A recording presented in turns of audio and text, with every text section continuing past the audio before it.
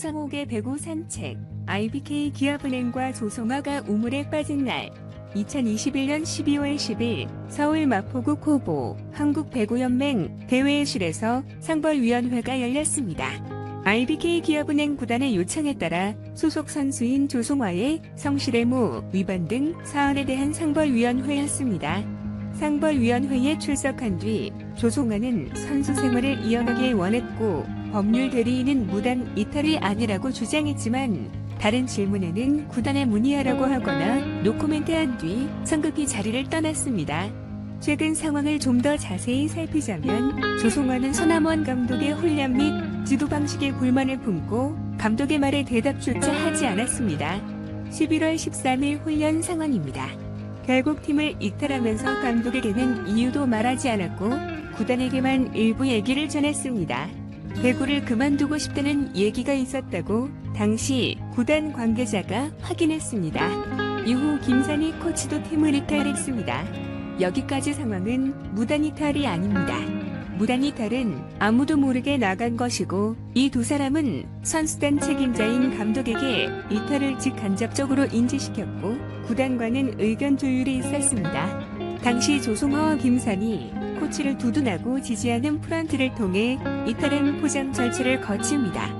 조성아와 김산희 코치의 이탈은 월요일인 11월 15일 18시경부터 90분가량 행정 보고로 이어졌고 이후 행정의 원상복귀 지시로 조성아와 김산희 코치는 16일 페퍼저축은행전의 구단 차량으로 내려오게 됩니다. 경기가 IBK 기업은행의 승리로 끝난 이후 두 사람은 선수단 버스가 아닌 다른 차량으로 이동했고 감독 및 선수단이 기흥 숙소에 도착했을 때 이들은 없었습니다. 재이탈입니다. 이 부분은 무단 이탈이라 할 수도 있습니다. 경기 직후 모두가 함께한 종례에서 다시 나가겠다는 의견을 전달했는지는 구단이 조사해 언론에 밝혀야 합니다. 이게 무단이냐 아니냐의 핵심입니다. 사실 중요한 건 이탈 여부입니다. 무단 이탈 여부는 차후 얘기입니다. 선수와 코치가 팀 유니폼과 배지를 내려놓고 나갔다는 건 상황 종료를 의미합니다. 돌이킬 수 없는 상황입니다. 다만 이 상황에서도 IBK 기업은행은 김산희 코치와 조성아를 두둔하려 했다는 사실이 놀랍습니다. 여론이 급속히 악화되는 가운데 IBK 기업은행은 11월 21일 손남원 감독과 윤재섭 단장을 경질하면서 조성아에 대해 상응한 조치를 취할 것이라고 어정쩡하게 언급했고 김산희 코치의 사의를 반려하고 팀의 정상화를 위해 힘써줄 것을 당부했습니다. 그러면서 감독 대행으로 임명했습니다. 임명 사실을 보도 자료로 발표도 하지 못했습니다.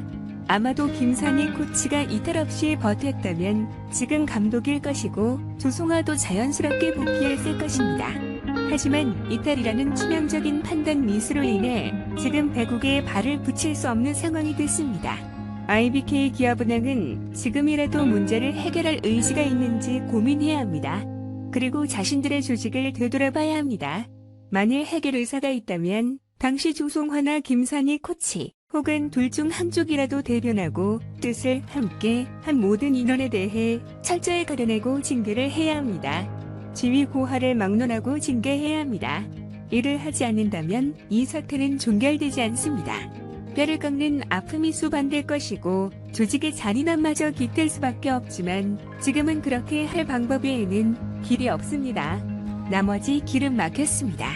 오히려 더 풀려 할수록 IBK 기업은행 사태는 더 커집니다. 더 잔인한 과정을 겪어야 합니다.